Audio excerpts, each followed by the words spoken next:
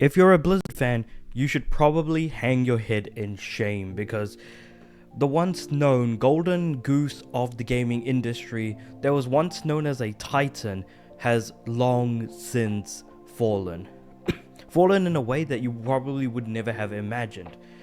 And now we're going to be talking about how it's even worse to be a Blizzard fan now than it has ever been before, with the release of two very specific titles. First one is going to be good old PoE 2 or Path of Exile 2, looking at staggering numbers of 217,000 people playing now, 464,000 in a 24-hour peak, and 578,569 players of all-time peak just only 3 days ago when the game originally launched. Now, actually no, game launched a couple days after, so no, not really. But even so, looking at the numbers, that's absolutely incredible considering that Path of Exile 2 isn't even out yet, and this is early access numbers. So this is people who have paid $30 in order to be able to access the game and be able to play the 25-ish hour story campaign that is currently accessible. So it's worth keeping in mind that this is an incomplete game and hasn't even gone free to play yet. But then we look at a game like Diablo 4, which is where you can find a lot of very similar comparisons when it comes to, hey, if you're tired of Diablo, just play some PoE or Path of Exile. Currently only 4,921 players with a 24-hour peak of 9,908 and an all-time peak of 55,561. PoE 2 completely has eclipsed Diablo 4 in terms of its numbers.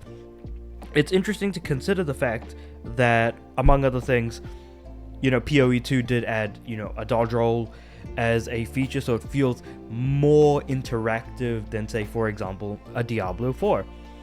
The fact that Diablo 4 did have early access, however, it was paid early access for only a few days, whereas PoE 2 or Path of Exile 2 is doing exactly what Baldur's Gate 3 is doing, where you charge for early access initially, and then you use those funds to further create the game alongside the community slowly, and ultimately it can very well end up creating one of the greatest games of all time. That certainly happened for Baldur's Gate 3, which is the way Larian Studios handled it. And Larian Studios boss Sven Vink did in fact say that, hey, this sort of approach doesn't necessarily suit all types of games. But if it worked for something like Baldur's Gate 3 for the CRPG crowd, then I feel like, for the ARPG crowd, this should definitely work for PoE 2.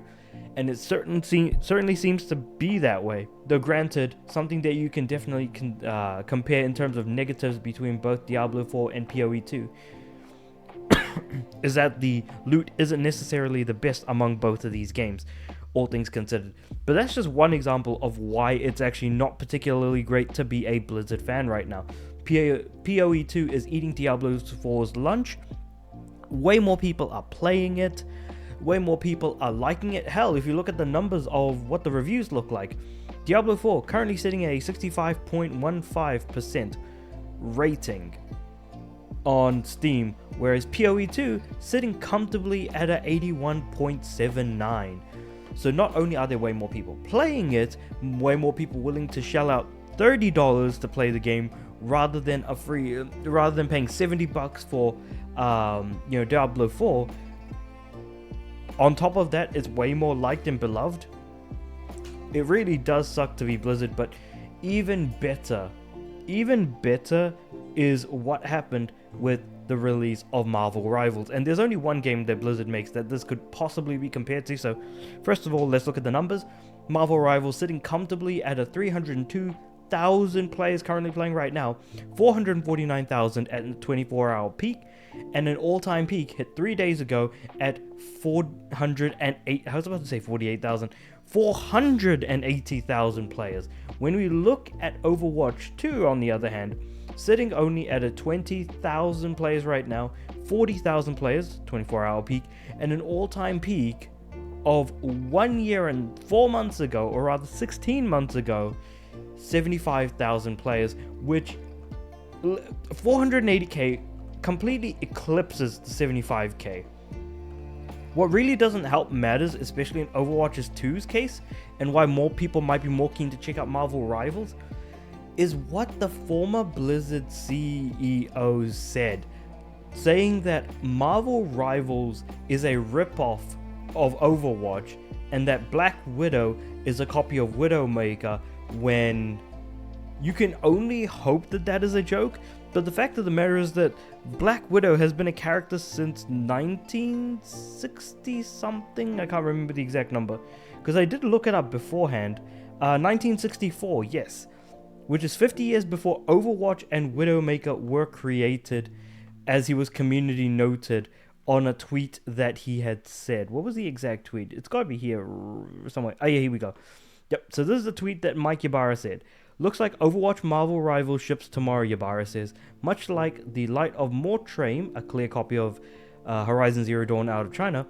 I mean, even the character name Widowmaker in Overwatch versus Black Widow in Marvel Rivals, lol. NetEase/Tencent, all the same. And, yeah. So, obviously, worth keeping in mind that the first movie appearance of Black Widow was in 2008 with, I think it was Iron Man 2, if I remember correctly. I'm talking here specifically about the Marvel Cinematic Universe, or the MCU. So even then, like, she was in a movie before Overwatch really even came out. So it's really, really worth, mentioning that.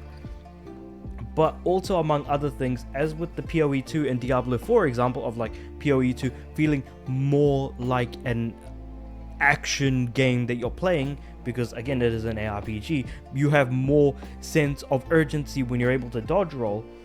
It's worth keeping in mind that comparing Overwatch 2 and Marvel Rivals is extremely unfair, because Marvel Rivals, all of the characters are created to feel overpowered, more so than they do in Overwatch 2, as I feel like in Overwatch 2 they are just inherently, I was gonna say dumbing down, that's actually not the word. The word that I'm thinking of is that they're making them weaker. Nerfing, yes. So all characters feel OP. Healers are way more fun to play in Marvel Rivals than in Overwatch 2. So I feel like because Marvel Rivals healer characters are so much more OP than the rest, that these characters can not only heal, but they can also absolutely murk a few guys in the process as well. So it's worth keeping that in mind. That's something Overwatch 2 completely lacks in terms of their healers, because people don't actually want to play healers, funnily enough, and that just makes the game way more fun to play. So Marvel Rivals eats Overwatch 2's lunch equally as much. And if that wasn't also enough, if we look at the numbers on how the reviews are doing on Steam, we can also see that 77.61% on Marvel Rivals to a abysmal 22.44% for Overwatch 2. So it looks like the negativity around Overwatch 2's initial launch still has not been able to wear off even after all this time. So with all that being said and done, let me know what you guys think about all of this in the comments below. Do you think that it's a bad idea to be a Blizzard fan now? Do you also think that maybe everything that Blizzard is doing is completely being eclipsed by other games that are doing what they do but better? Do you think it's about time they actually got their act together and started actually being somewhat competitive, rather than putting out a bunch of games where only the microtransactions sell? Because I feel like the Blizzard of old is long gone, and they will likely never come back, especially under the watch of Activision. So with all that being said, let me know what you guys think about all of this in the comments below. Like the video, like to subscribe to the channel. I'm aiming for 500 subs by the end of next year. With all that being said, I do upload every day, so I'll see you guys.